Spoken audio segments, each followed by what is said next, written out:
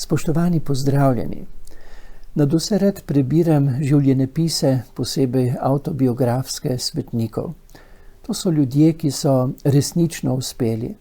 Ne zato, ker jim je bilo v življenju poslano z rožcami, pač pa, ker so razbrali in upoštevali zakonitosti, ki nam v doživljanju dobrega in hudega pomagajo k preživetju. In ko so hudi časi, vsi časi so tako lepi kot hudi, je še posebej dragoceno, če se držimo zlata vrednih, zlatih pravil bivanja. Nedvomno je najpomembnejše tisto pravilo, ki ga je tudi sam Jezus imenoval največja in prva zapoved. Glasi se: ljubi Gospoda svojega Boga z vsem srcem, z vso dušo in vsem mišljenjem. In potem doda drugo zapoved, neločljivo od prve: ljubi svojega bližnjega kakor samega sebe. Pomembna je torej ljubeča bližina. Nikoli se ne smemo osamiti od našemu srcu najbližjih domačih in ne smemo se utujiti od Božje, Jezusove domačnosti. Samo v bližini je namreč moč, pomoč, opora. V teh dneh me je obiskala družina, ki ji ni prav lahko, in so mi rekli: radi se imamo, skupaj držimo in bomo zmogli. In zmorejo.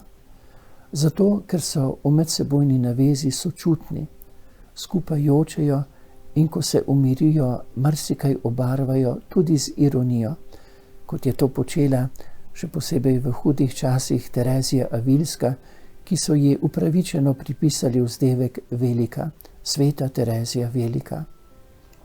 Danes zgoduje sveti Janez od Križa, ki je bil duhovno tesno povezan s sveto Terezijo. Kot je on obnovil moško vejo karmeličanskega reda, je ona obnovila karmeličanke. Ozrimo se sedaj k Tereziji in njenemu smislu za humor, ironijo, s katerim je znala premostiti marsikatero zagato.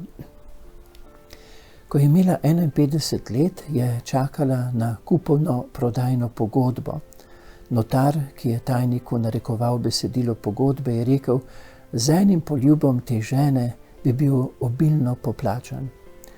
Terezijo ni krasila le duhovna, pač pa tudi telesna lepota. Ko je slišala notarja, mu je približala lice. Ta je zrdel, ona pa mu je rekla: ne, kar poljubite me. In ko je to storil, mu je rekla: še nikoli nisem dobila tako poceni listine. In mu dokumenta seveda ni plačala. Srbi pravijo: samo Bog je Gospod, ljudje smo lahko le gospodiči.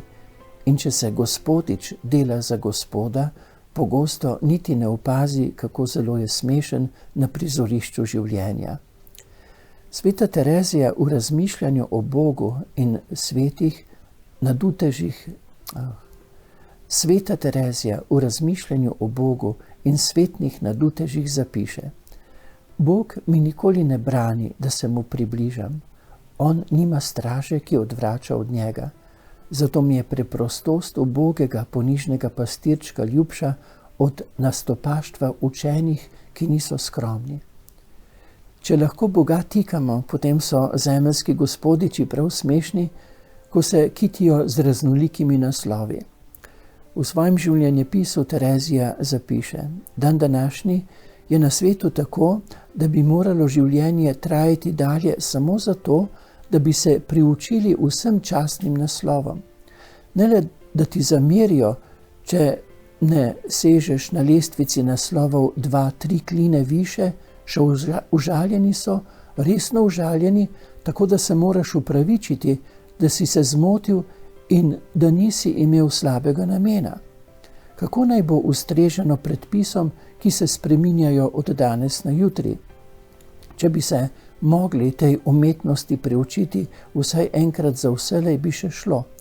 Tako pa je potrebno postopno šolenje že zato, da znaš prav napisati naslov na pismo.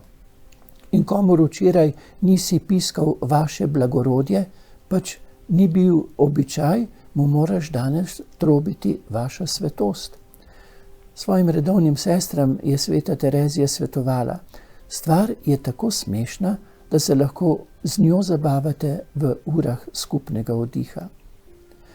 Pa še dogodek, ki jo kaže o njeni povezanosti z Bogom kot samozavestno v odnosu do zemeljskih avtoritet. Nunciju Filipeju Sagi, ki je ostro nasprotoval njeni reformi Karmela, njo pa je za povrh še močno žalil, je napisala: Za popolne osebe si ne bi mogli želeti boljšega nuncija, kakor ste vi, ker nam povzročate toliko trpljenja. Bog daj, da bi ga uživali malo časa. Mislila je namreč seveda na nuncija, saj bi bilo brez njega konec trpljenja. In je še dodala, da je bolj kot drugi nadarjen za ustvarjanje mučencev. Ne pozabimo, nikoli se ne osamimo. V sočutni bližini je moč preživetja. Potem, ko smo skupaj jedikovali, se skupaj tudi kdaj pa kdaj nasmejmo.